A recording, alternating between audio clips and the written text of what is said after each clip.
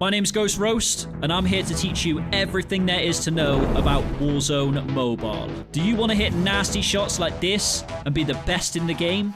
Then let's drop into the Warzone. That's better. Okay, welcome to Warzone Mobile, and in this video, I'm going to give you the absolute best settings to use to turn you into an absolute demon and help boost your FPS and gameplay to the max on all devices. So we're going to start this video with Android, where before even loading up Warzone Mobile, you want to optimize your device with this secret tip. Go to your Android settings and scroll down to your About Phone section. In there, you'll see a build number for your device, and if you press that build number 7 times, it will unlock developer options. In developer options, you want to scroll down and turn your window, transition, and animator scales, all of them down to ×1. This will help speed up your device if you have background apps running. But you shouldn't have background apps running anyway, so take them off. Now here it is. It's time for the game settings. This is for both iOS and Android, and the first thing you want to do is change your graphic settings. Now if you have a high-end device with high RAM, the best settings to use are visual quality set to high and FPS set to uncapped. This means that your device can run more than 60 FPS, even all the way up to 120 FPS, depending on your device. Now, for low to mid-end devices, if you've got a device that's around sort of 3 GB of RAM, you should still have the FPS set to uncapped to get the most FPS as possible. But if you are experiencing lag issues by having the uncapped FPS, then keep lowering the visual quality until it feels good. Also, make sure to have the frame rate option enabled here and allow high-res streaming here. For your field of view, you want to have that on the highest as you can, because anything 90 or below will feel too up close and it will make it harder in gunfights. Now let's get on to the control settings. The first thing you want to do is customize your HUD, and Warzone Mobile has a lot of buttons which can be quite scary. So here's an image that I've made that shows you what every single button does. Now your HUD is going to be obviously customized to you, and everyone's HUD is going to be different. So if you're a 2-finger player, if you're a 6-finger player, they're all going to be different. Here's what mine looks like, and I use 5 fingers, and it's easy to use, and feel free to copy it if it helps. So there's some things you need to do on the HUD menu.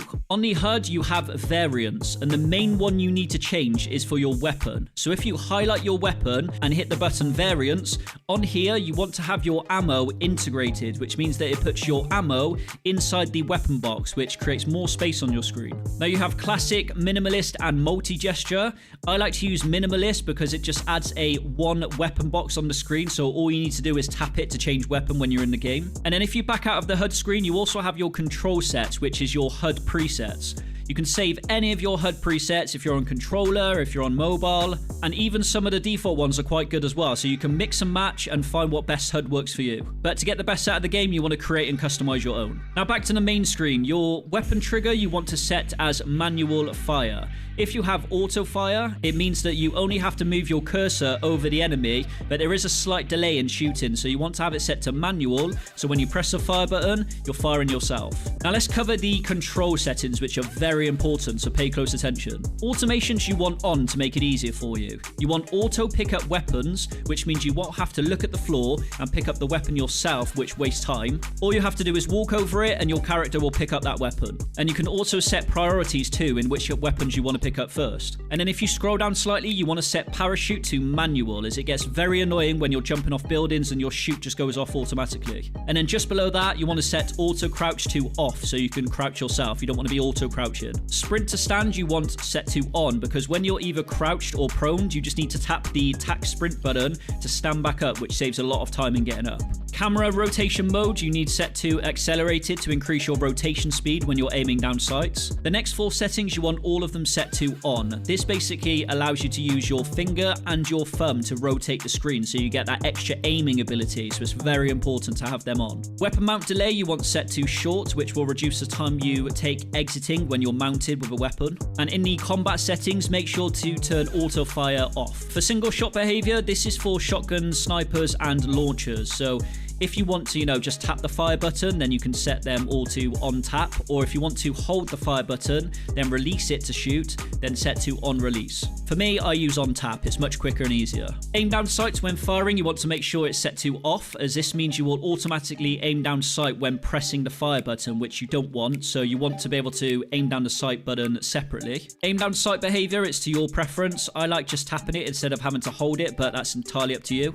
Auto melee you want set to off. If you have it on, then you won't be able to see a punch button on your screen, and you want to be able to melee yourself instead of doing it automatically when you're close to an enemy. Sprinting door batch you want set to on, so you can smash through doors instead of having to open them by yourself. Force reload set to off, as you want to manually do that yourself as well. Same as force equipping armor. This is quite important, so you can press the armor plates yourself as well, because you don't want the game to automatically armor you up when you're in the middle of a fight. Equip all armor plates, you want that definitely set to on. That's very important, as basically you have 3 armor plate slots, so when pressing it, if you are empty, it will keep adding armor plates until you are full. If you don't have that on, when you press the armor plate, it will just equip 1. Aim assist is the big one you will obviously need on. This helps you lock onto targets, and it's pretty much a must for all mobile games. Vehicle controls, set them to arrows, which makes it a lot easier to steer all vehicles in the game, especially helicopters. And then for outlines, you want all of these on. This makes it easier to differentiate enemies and teammates. Now we're going to move on to interface. For the combat tab, just copy these settings, and the most important one you want to change is the hit marker size. It's default set to normal, but if you put it to small, when you're shooting enemies, you won't see this massive big hit marker on the screen. For the movement tab, have auto sprint turned off because you have the tac sprint button on your HUD, which you'll want to use to sprint. If you have it on, it will affect your tac sprint button and ruin your movement. Change stance doesn't really matter, so leave that on merged. Then turn off fixed joystick, as you want it floating, which means whenever you place your finger on the screen, the joystick will be on that spot instead of fixed in the bottom left corner. Alerts can be turned on, and that's it. So now the most important thing, aim. Let's get into the sensitivity. As default, it will be set to super high, so the best I've found are these, but again, this will be different to all of you guys. Aim is on 50, and aim sense is on 0.75. The aim sense basically just multiplies your overall aim, so you want to keep that quite low. For controller, I use a 7 and 7, but again, change that to what you prefer if you use controller. For ADS, you'll have a global multiplier, but that doesn't really do anything, so you can just leave that as it is. It's the other ADS sensitivities that are the important ones, so you want to get them as low as possible. I'd probably say half of what they are on default for every single type of zoom scope. Again, this is trial and error. You want to fiddle around with these, but these are my settings, so if you like them, use them. But to get the best aim for you, change them to what you like. And that's it. These are the best settings to use in Call of Duty Warzone Mobile. Now, drop a like and let me know in the comments if they work well for you, and subscribe because I got some more juicy pro tips for Warzone Mobile coming your way. Roast, going dark.